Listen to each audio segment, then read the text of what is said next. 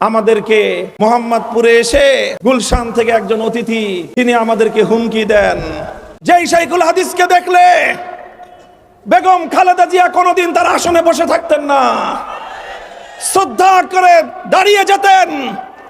আজ সেই অস্ত্র ব্যবসায়ীর ছেলে এসে মোহাম্মদপুরে হুমকি দেয়, আমাদের মোহাম্মদপুরকে আবার তোমরা মাস্তানি এবং গুন্ডামির আখড়ায় পরিণত করতে যদি চাও, আমরা যে কোনো মূল্যে তোমাদের সেই ষড়যন্ত্র, সন্ত্রাস, গুন্ডামির এই ষড়যন্ত্র আমরা রুখে দেব ইনশাআল্লাহ।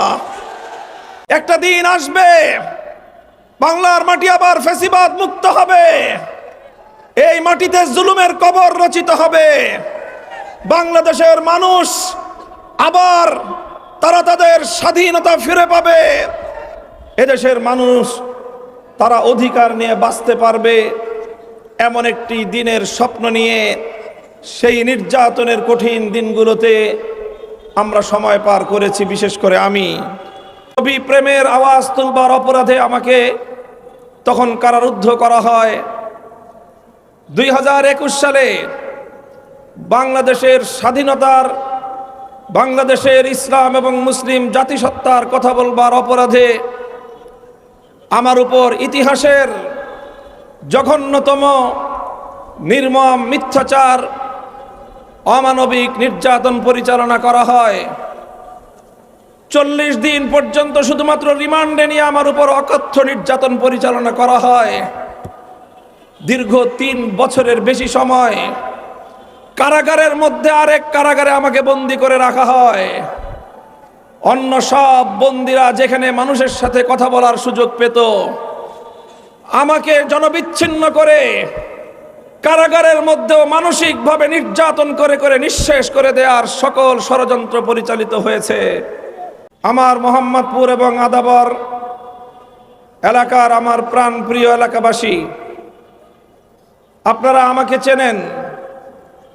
আমি আপনাদের এলাকার মাটি ও মানুষের সাথে মিলেমিশে আমার জীবনের দীর্ঘ 40 বছরের সময় আমি এই মাটিতে অতিক্রম করেছি। এই মাঠ, এই প্রান্তরে কেটেছে আমার শৈশব, কৈশোর, যৌবন। আমি জীবনের এই প্রান্ত বেলায় আজ এখানে এসে দাঁড়িয়েছি।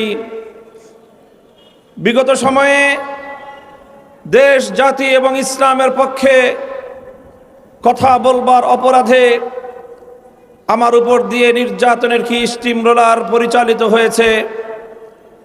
বিশ্ববাসী দেখেছে, দেশবাসী দেখেছে, আপনারা মোহাম্মদপুরবাসী অনুভব করেছেন।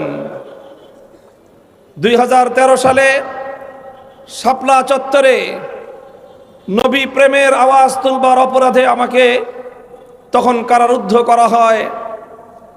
2021 সালে বাংলাদেশের স্বাধীনতার, বাংলাদেশের ইসলাম এবং মুসলিম জাতিসত্তার কথা বলবার অপরাধে আমার উপর ইতিহাসের জঘন্যতম নির্মম মিথ্যাচার, অমানবিক নির্যাতন পরিচালনা করা হয়। 40 দিন পর্যন্ত শুধুমাত্র রিমান্ডে নিয়ে আমার উপর অকথ্য নির্যাতন পরিচালনা করা হয়। দীর্ঘ 3 বছরের বেশি সময় কারাগারের মধ্যে আরেক কারাগারে আমাকে বন্দী করে রাখা হয়। অন্য সব বন্দীরা যেখানে মানুষের সাথে কথা বলার সুযোগ পেত, আমাকে জনবিচ্ছিন্ন করে কারাগারের মধ্যেও মানসিকভাবে নির্যাতন করে করে নিঃশেষ করে দেওয়ার সকল ষড়যন্ত্র পরিচালিত হয়েছে। মহান আল্লাহ পাক রব্বুল আলামিনের শুকর, দেশের সর্বশ্রেণীর মানুষ আমার জন্য প্রাণ খুলে দোয়া করেছেন। তাই বাংলাদেশের সবচেয়ে প্রতাপশালী, সবচেয়ে ক্ষমতাবান জালিম, তার বিশ্ব মোড়ল আন্তর্জাতিক বাংলাদেশ বিরোধী অপশক্তির প্রত্যক্ষ সহযোগিতা নিয়ে দেশের সকল রাষ্ট্রীয় প্রতিষ্ঠানগুলোকে নিয়ে আমার উপর কি নির্মম নির্যাতন চালিয়েছে, আপনারা তার সব কিছুর প্রত্যক্ষদর্শী। এই সব নির্যাতনের পরেও আমরা হাসি মুখে সবকিছু বরণ করে নিয়েছি একটি স্বপ্ন নিয়ে, একটি আশা নিয়ে। একটা দিন আসবে বাংলার মাটি আবার ফ্যাসিবাদ মুক্ত হবে, এই মাটিতে জুলুমের কবর রচিত হবে। বাংলাদেশের মানুষ আবার তারা তাদের স্বাধীনতা ফিরে পাবে। এদেশের মানুষ তারা অধিকার নিয়ে বাঁচতে পারবে, এমন একটি দিনের স্বপ্ন নিয়ে সেই নির্যাতনের কঠিন দিনগুলোতে আমরা সময় পার করেছি, বিশেষ করে আমি। তাই আজ আমি বলতে চাই, 24 জুলাই বিপ্লবের মধ্য দিয়ে বাংলাদেশের মানুষের সেই স্বপ্ন পূরণের যেই সম্ভাবনা জাগ্রত হয়েছে, 24 জুলাই বিপ্লবকে আমাদের চূড়ান্ত সাফল্যমণ্ডিত করতে হবে। মনে রাখতে হবে, বিপ্লব যদি ব্যর্থ হয়, 24 দেড় সহস্রাধিক শহীদের রক্ত, 30,000-এর বেশি যুদ্ধাহত জুলাই যোদ্ধাদের ত্যাগ এবং কোরবানি ব্যর্থ হতে বসতে পারে। প্রিয় এলাকাবাসী, আমরা 11টি দল ঐক্যবদ্ধ হয়েছি, জোটবদ্ধ হয়েছি। আমাদের ব্যক্তি, পরিবার, দল, গোষ্ঠী, জোটের ভাগ্য গড়ার জন্য নয়, আমরা জোটবদ্ধ হয়েছি বাংলাদেশের মানুষের ভাগ্য গড়ার জন্য। তাই আজ বাংলাদেশ ব্যাপী 11 দলীয় জোটের যেই গণজোয়ার সৃষ্টি হয়েছে, এসে দেখুন আমাদের ঢাকা 13 আসন মোহাম্মদপুর আদাবরেও সেই গণজোয়ারের ধাক্কা লেগেছে। তাই আজ প্রতিটি পাড়ায় পাড়ায়, মহল্লায় মহল্লায় মানুষ রিক্সা প্রতীক নিয়ে উল্লাস করছে। উৎসব মুখর পরিবেশে 12ই ফেব্রুয়ারি গণভোটে হ্যাঁ এবং রিক্সা মার্কার প্রতীকে সিল মারার জন্য অধীর আগ্রহ নিয়ে অপেক্ষা করছে। আমি আপনাদেরকে বলতে চাই, ইনশাআল্লাহ আপনারা যেভাবে আমাকে ভোট দেওয়ার জন্য প্রস্তুতি নিয়েছেন, এই ভোটে যদি আমি আল্লাহর রহমতে বিজয়ী হতে পারি, মোহাম্মদপুর সন্ত্রাস মুক্ত হবে। মোহাম্মদপুরের ব্যবসায়ীরা ইনশাআল্লাহ আপনাদের আর চাঁদা দিতে হবে না। মোহাম্মদপুরের মায়েরা আমার, আমি আপনাদেরকে আশ্বস্ত করতে চাই, আপনাদের সোনার সন্তানদেরকে মাদকের করাল গ্রাস মোহাম্মদপুরে আর ধ্বংসের দিকে ঠেলে দেবে না ইনশাআল্লাহ। মাদক, সন্ত্রাস, চাঁদাবাজি মুক্ত এক মোহাম্মদপুর ইনশাআল্লাহ আমি আপনাদেরকে উপহার দেব ইনশাআল্লাহ। তবে কথা হলো এই, আজ একটি দল, একটি গোষ্ঠী মোহাম্মদপুর, যেটা ইতিমধ্যে ঢাকাবাসীর কাছে হিসেবে কিশোর গ্যাং এবং মাদকের সাম্রাজ্য হিসেবে পরিচিতি পেয়েছে, সেখানে একজন লোক প্রার্থী দিয়েছে পারিবারিকভাবে, যার বাবা ছিল আন্তর্জাতিক পর্যায়ের ব্যবসায়ী। আমি জানি না এই মোহাম্মদপুরে কেন ব্যবসায়ীকে পাঠানো হলো। আমাদের মোহাম্মদপুরকে আবার তোমরা মাস্তানি এবং গুন্ডামির আখড়ায় পরিণত করতে যদি চাও, আমরা যে কোনো মূল্যে তোমাদের সেই ষড়যন্ত্র, সন্ত্রাস, গুন্ডামির এই ষড়যন্ত্র আমরা রুখে দেব ইনশাআল্লাহ। আমাদেরকে মোহাম্মদপুরে এসে গুলশান থেকে একজন অতিথি, তিনি আমাদেরকে হুমকি দেন, তার দলের নেতা কর্মীরা পেশাব করে দিয়ে আমাদের দাড়িপাল্লা, রিক্সা সব ইসলামপন্থীদেরকে নাকি তারা ভাসিয়ে দিবেন। আমি মোহাম্মদপুরের মানুষের কাছে এর বিচার চাই, আপনারা এর বিচার করবেন। একজন মানুষ, এদেশের মানুষ জানে দাড়িপাল্লা এটা দীর্ঘদিন ধরে বাংলাদেশ জামাতে ইসলামী ইসলামের নামে রাজনীতি করেন, ইসলাম প্রতিষ্ঠার আন্দোলন করে। সেই প্রতীক এবং রিক্সা মার্কা মেহনতি মানুষের লাখো মানুষের রুটি রোজগারের ব্যবস্থা হয় যেই রিকশায়। আল্লামা শাইখুল হাদিস রহমতুল্লাহি আলাইহির প্রতীক, যেই শাইখুল হাদিসকে দেখলে বেগম খালেদা জিয়া কোনোদিন তার আসনে বসে থাকতেন না, শ্রদ্ধা করে দাঁড়িয়ে যেতেন।